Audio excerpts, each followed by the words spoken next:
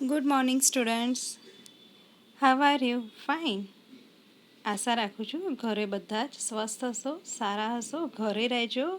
અત્યારે બહુ જ કોરોના વધી ગયો છે, તો ઘરે રહીને ભણજો અને રમજો. બરાબર? ઘરમાં જ જે પણ એક્ટિવિટી કરવી હોય ઘરમાં રહીને કરજો. વિદ્યાર્થી મિત્રો, આપણે યુનિટ 6માં લાસ્ટ ટાઈમ રાઇમ્સ શીખ્યા હતા. કઈ રાઇમ્સ શીખ્યા હતા યાદ છે? ચલો યાદ કરાવી દઉં. ઇન્સી વિન્સી સ્પાઈડર, બરાબર? કરોળિયાની આપણે રાઇમ્સ શીખ્યા હતા. એના પછી આપણે ક્યાં ગયા હતા? ભોલાભાઈસ ફાર્મ, એમના ખેતરે ગયા હતા ભોલાભાઈના, બરાબર છે?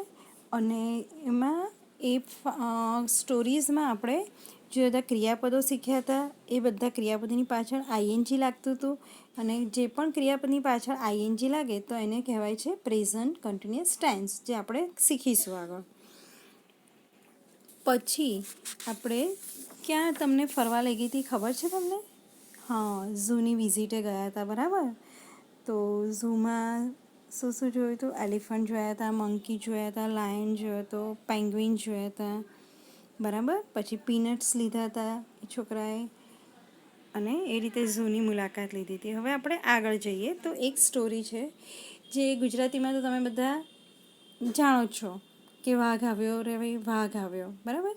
એ જ સ્ટોરી ઇંગ્લિશમાં છે કે જેનું નામ છે હેલ્પ વુલ્ફ, એટલે કે બચાવો વરુ.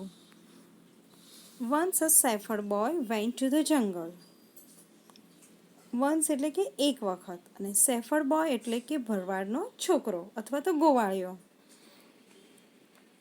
એકવાર એક ભરવાડનો છોકરો જંગલમાં ગયો. જંગલમાં શા માટે જાય? કે ઘેટા બકરાને ચરાવવા માટે જાય. ભરવાડનો છોકરો શું કામ કરતો હોય? કે ઘેટા બકરા સવાર પડે એટલે એને ચરાવવા માટે જંગલમાં લઈ જતો હોય છે. He watched his flock of sheep there. તો એ ત્યાં શું કરતો હોય છે? તો કે ત્યાં એ બેસી અને ફ્લોક ઓફ શીપ એટલે કે ઘેટાઓનું ટોળું, બહુ બધા ઘેટા હોય, એક તો ઘેટું હોય ને એની પાસે, ચિત્રમાં પણ આપણે જોઈ શકીએ છીએ એમ, એની પાસે બહુ બધા ઘેટા હોય એટલે આખું એક ટોળા જેવું હોય, તો એને કહેવાય ફ્લોક ઓફ શીપ. ત્યાં તે તેના ઘેટાના ટોળાનું ધ્યાન રાખતો, એટલે બેસી અને ઘેટાઓ ત્યાં એટલા જ જગ્યામાં ચરતા હોય. He was bored in the afternoon. બોર એટલે કે કંટાળો આવો. તમને બી ઘરમાં રહીને કંટાળો આવતો હોય છે. તમે પણ એવું કહેતા હોય છે મમ્મી બોર થઉં છું, કંટાળો આવે છે, બરાબર? તો આ જ શેફર્ડ બોય છે, એને પણ કંટાળો આવતો હોય છે. બપોરે તે કંટાળ્યો હતો. હવે કંટાળ્યો હતો તો પોતાનો કંટાળો દૂર કરવા માટે એણે શું કર્યું એ જુઓ. He had a trick for fun. Trick એટલે કે યુક્તિ, અને ફન એટલે કે મજા, મસ્તી.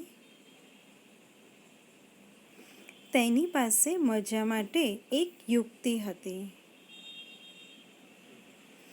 હેલ્પ એટલે કે બચાવો અથવા તો મદદ કરો.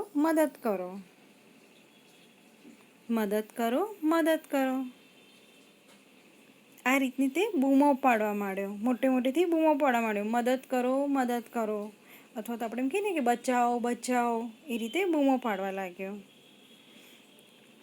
Wolf, I am in danger. Danger એટલે કે મુશ્કેલીમાં, તકલીફમાં. વરુ, હું જોખમમાં છું, એટલે કે મુશ્કેલીમાં મુકાઈ ગયો છું. The people in the village heard his shouts.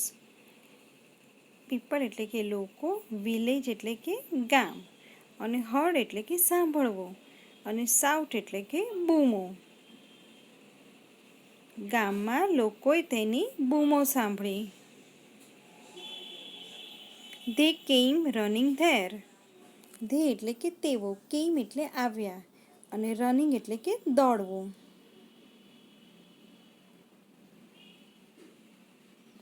તેઓ દોડતા ત્યાં આવ્યા. બૂમ સાંભળી, કોઈને બી કોઈ મુશ્કેલીમાં હોય અને બૂમ પાડે કે ભાઈ બચાવો, તો તરત આજુબાજુના લોકો એને બચાવવા દોડી જાય ને, કેમ થાય કે ભાઈ શું થયું. ધેર આર નો વુલ્વ્સ. અને આ છોકરો શું કહે છે? વુલ્વ્સ એટલે વરુઓ, બરાબર? એક હોય તો વુલ્ફ કહેવાય અને બહુ બધા હોય તો વુલ્વ્સ કહેવાય. કોઈ વરુ નથી. આ છોકરો શું કહે છે? બધા ગામના લોકો દોડતા દોડતા એ છોકરા પાસે પહોંચી જાય છે. છોકરો બૂમો પાડતો હોય છે એટલે. તો આ છોકરો કહે છે કે કોઈ વરુ નથી. It was just fun. Just fun એટલે ફક્ત મજાક. એ તો ફક્ત મજાક હતી. એટલે શું કહે છે? હું તો મજાક કરતો હતો તમારી. The villagers went back to their work. એટલે કે વિલેજર્સ એટલે કે ગામના લોકો, વાઇન્ટ એટલે પાછા જવું, વાઇન્ટ બેક એટલે પાછા જવું, અને વર્ક એટલે કે કામ. ગામના લોકો તેમના કામે પાછા ફર્યા. એ લોકો પછી પાછા જતા રહ્યા કે ખબર પડી કે આ છોકરો તો મજાક કરતો તો, સાચેમાં વરુ આવ્યા ન હતા. But the shepherd boy cried, "Wolf, wolf," 3 more times. પણ આ છોકરો તો આજે મજાક કરવાના મૂડમાં હતો, બરાબર? તો એણે 3 વાર ફરીથી બૂમો પાડી, વરુ વરુ કરીને.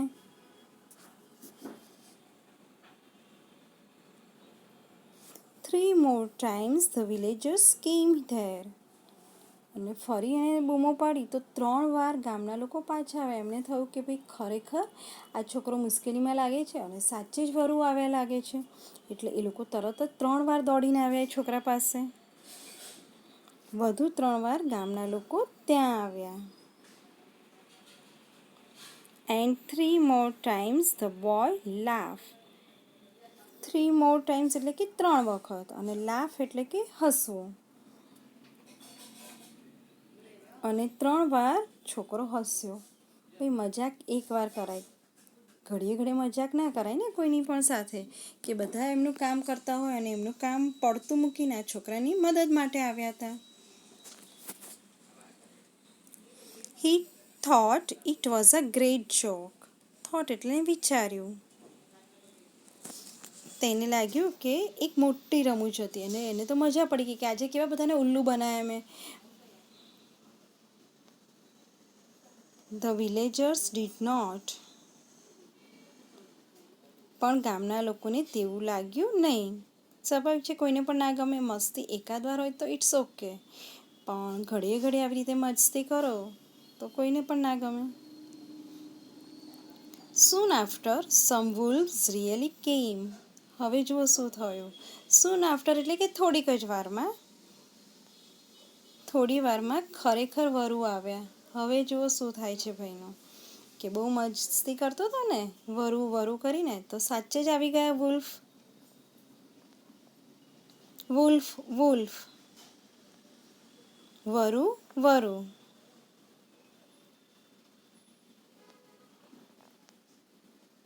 But the villagers did not come.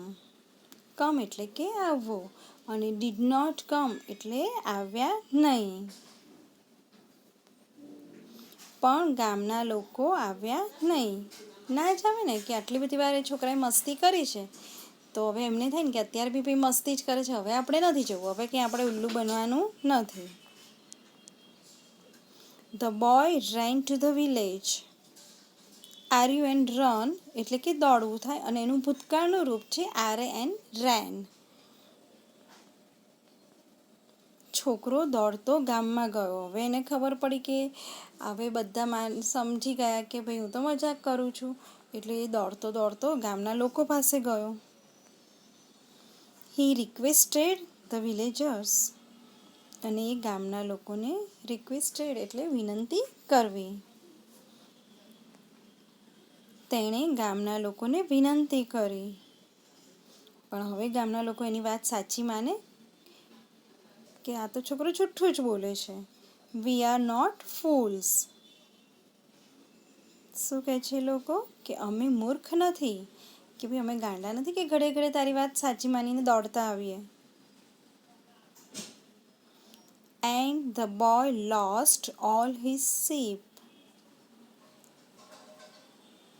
Lost એટલે ગુમાવવો.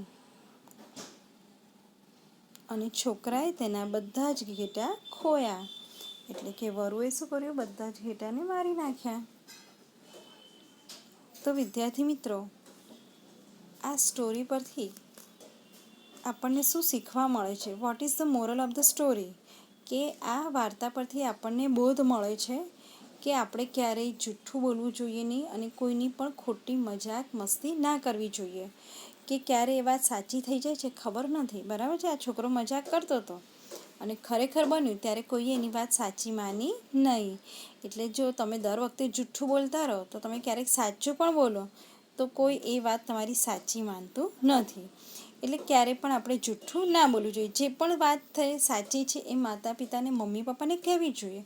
બહુ તો શું કરશે? મમ્મી થોડીક વાર વઢશે, પણ પછી તો અને એક જુઠ્ઠું બોલો તમે તેની પાછળ બીજા કેટલા જુઠ્ઠું બોલવા પડતા હોય છે. એટલે ક્યારે પણ જુઠ્ઠું ના બોલવું જોઈએ.